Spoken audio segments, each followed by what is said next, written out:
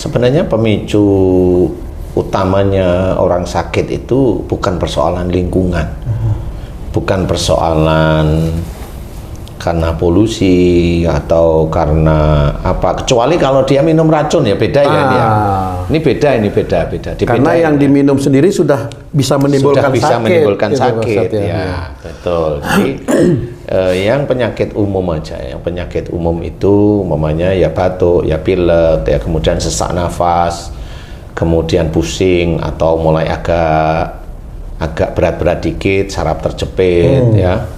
Kemudian bisa kanker, bisa tumor, kiste, atau sel telur yang mengecil, kan begitu-begitu nih, penyakit-penyakit yang seperti itu.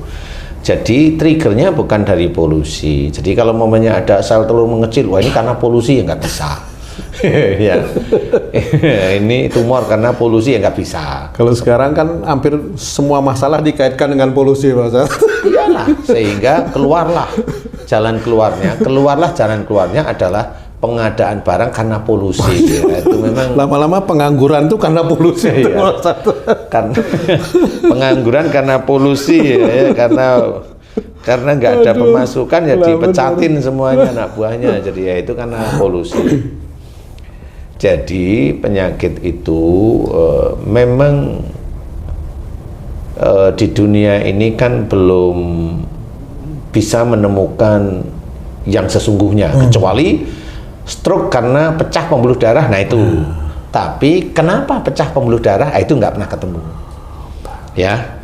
Kemudian pembuluh darah jantung tersumbat, dia kena jantung koroner sehingga harus pakai ring. Nah, kenapa kok bisa ada sumbatan pada pembuluh darah di jantung? Terjawab, mamanya kolesterol tinggi. Pertanyaan, kenapa kolesterol bisa tinggi? Kan itu harus dicari. Nggak semua orang yang gendut, nggak semua orang yang gendut kolesterolnya tinggi.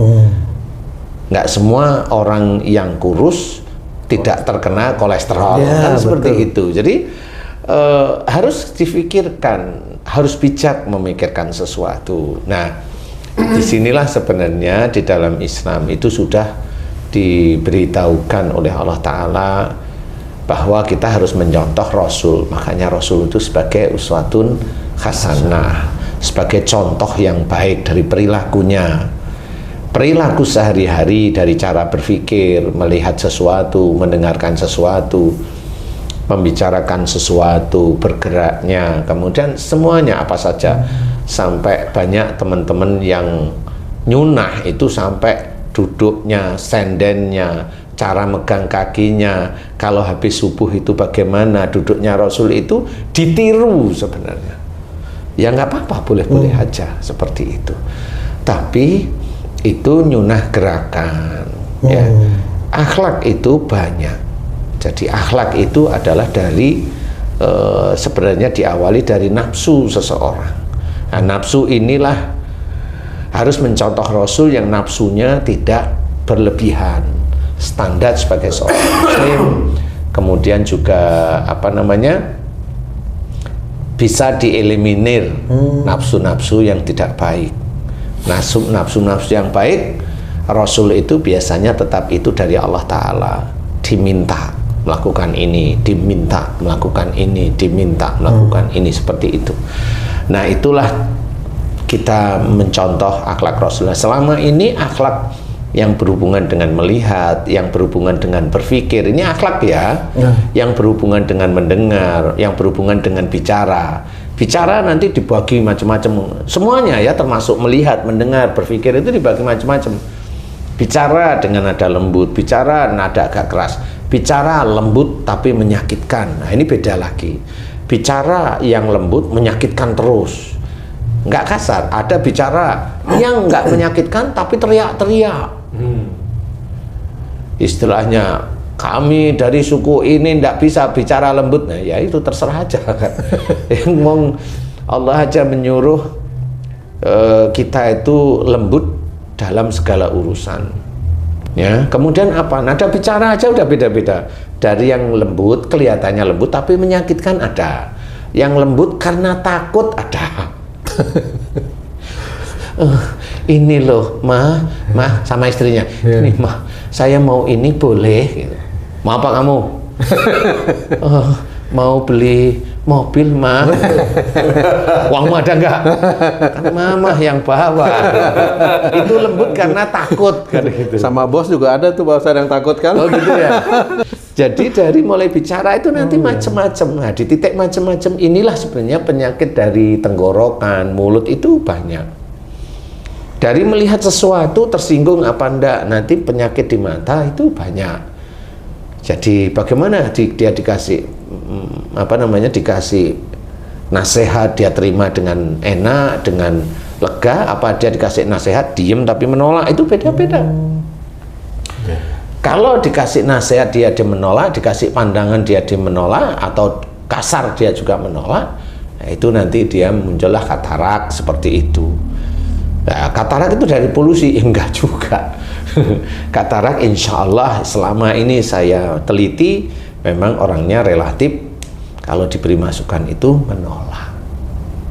Seperti itu. Nah, kemudian tenggorokan sama, akhirnya kayak Haji J namanya gatel terus. Nah, gatelnya tenggorokan Haji J ini bukan masalah polusi, enggak. Karena Haji J ini kan gatel itu kan kakak. Sebenarnya Haji J itu pengen banyak ngomong sama istrinya, tapi terkendala nggak berani. Sehingga yang mau diomongkan itu terkunci, nggak keluar. Nah, itu menjadi keinginannya kuat tapi nggak bisa keluar. Seperti itu. Kayak mamanya Tung itu kan beda mamanya. Nah, itu cirinya apa? Tung itu punya ciri kalau ada orang ngomong, maunya ngomong, nyusulin aja. Betul Pak Ustadz itu. Jadi kalau ada orang yang seperti Tung banyak insya Allah orang itu kalau ada orang ngomong dia maunya nyusulin terus. Apalagi ngejak debat, ngonter atau pokoknya ikut ngomong, nimbrung atau ngonter seperti itu. Insya Allah seperti itu. Jadi kalau ada teman nggak usah takut. Walaupun dia pendiam, dia memang hobinya ngonter omongan orang lain. Seperti itu. Jadi sudah kenapa? Ini sudah saya teliti. Jadi itu orang Muslim atau non Muslim itu sama aja. Sehingga itulah akhlak. Bagaimana orang bicara jangan dikonter, dengerin aja. Itu kan ciri Rasul. Kalau ada orang bicara dengerin. Baik-baik, siapa tahu pembicaraan dia itu malah nasihat untuk kita. Tapi karena kita itu merasa pintar ya dikonter aja. Jadi sebenarnya harus kita pikirkan bahwa akhlak itulah yang insya Allah menentukan. Nah, kenapa? Umpamanya kamu yang sering konter, nanti di daerah sini ada itu hormon-hormon yang di daerah sini itu dia itu akan mengeluarkan, dia akan terinfeksi atau dia meradang di titik itu. Terus hormon-hormon di sini itu ada mengeluarkan cairan sesuatu atau kelenjar-kelenjarnya mengeluarkan cairan di sini karena panas, karena hobinya mau ngomong sama mengkanter panas, sehingga di sini seperti ada cairannya di dalam. Lendir-lendir yang sebenarnya kalau ditanyain lendirku berlebih lah. Kenapa? Itu nggak akan. Coba kamu tes nanti, kamu berobat ke dokter. Sini banyak lendir dok, coba aja minum obatnya. Yang paling bagus dok. Coba aja, mumpung uangmu ada loh. Ya dicoba, dites. Setengah tahun bener minum obat yang dari Jerman umpamanya, ngilangin lendir. Hilang enggak sebenarnya. Nah, itu cara mengcounter itu seperti itu. Nah, coba umpamanya yang atau yang hobinya ngotot itu, coba dikurangi bicaranya. Tenang, santai, nggak ingin ngomong secara frontal. Insya Allah itu hilang kok. Insya Allah itu hilang. Nah, itu bagaimana? Memang Allah sudah benar di dalam Quran, wa ma asabakum min musibatin fa bima kasabat aydikum. Jadi apa saja musibah yang kau terima itu disebabkan dari buah tanganmu sendiri. Udah jelas perilaku yang tidak baik, dan itu dilakukan terus-menerus bertahun-tahun sehingga itu menjadi kesalahan dan dosa. Dari dosa itulah Allah memunculkan penyakitnya agar orang itu tobat terhadap apa yang sering dilakukan. Jadi sebenarnya saya pun mengajarkan kepada orang Indonesia khususnya dan dunia itu untuk memahami istighfar. Fahami istighfar.